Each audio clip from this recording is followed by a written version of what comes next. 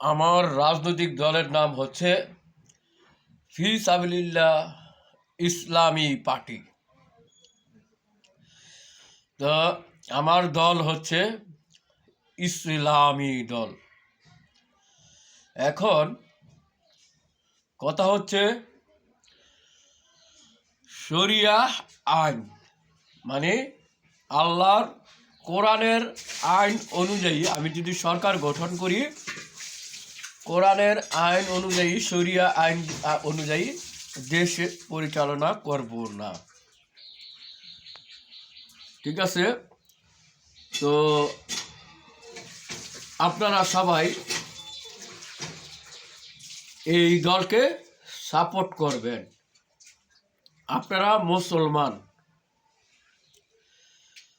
আমার দল হচ্ছে ফি সাবিলিল্লাহ ইসলামী পার্টি। হ্যাঁ, আমি শরিয়া অনুযায়ী আমি যদি আমার দল যদি সরকার গঠন করে, আমি ইসলামী দল, আমি শরিয়ত অনুযায়ী, কোরআনের আইন অনুযায়ী, আল্লাহর আইন অনুযায়ী দল পরিচালনা করব না। আমার দলের যে লঘু, আল্লাহ লেখা লঘু আমি সরিয়ে ফেলেছি। তাহলে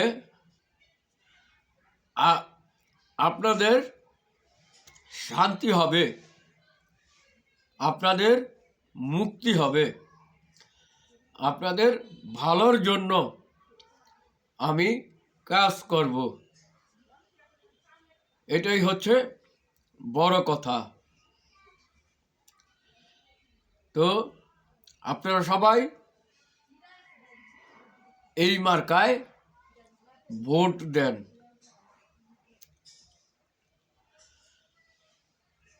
আমরা 100% সঠিক ইসলামী দল।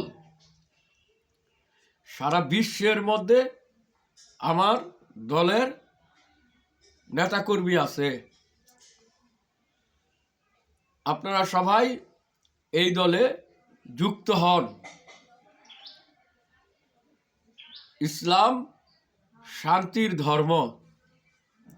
মানুষ শান্তিতে থাকবে, মানুষ সুখে থাকবে, মানুষ ভালো থাকবে।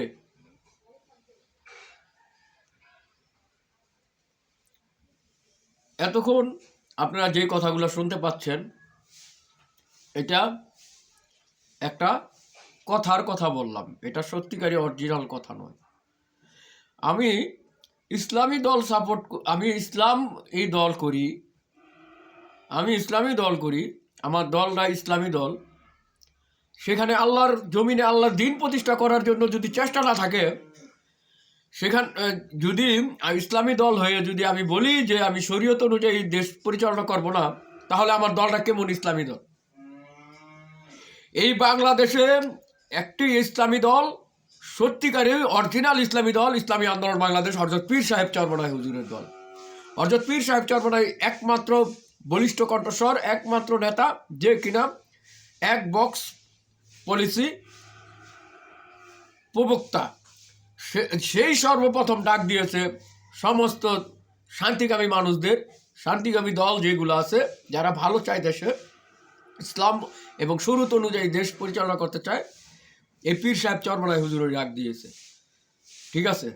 এই পীর সাহেব চরমনাই হুজুরই সঠিক দলের মধ্যে, সঠিক দল হয়ে যারা শরীয়ত অনুযায়ী দেশ পরিচালনা করবে না, যারা ঘোষণা দেয়, তাদের সঙ্গে কোনো সম্পর্ক আমাদের হতে পারে না। ঠিক আছে? আমরা চাই ইসলাম।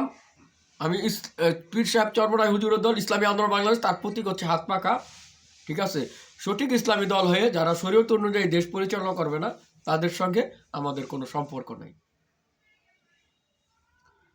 আপনাদের বিবেকের কাছে প্রশ্ন, এবার আমরা হাত পাখা মার্কায় ভোট দিব ইনশাআল্লাহ।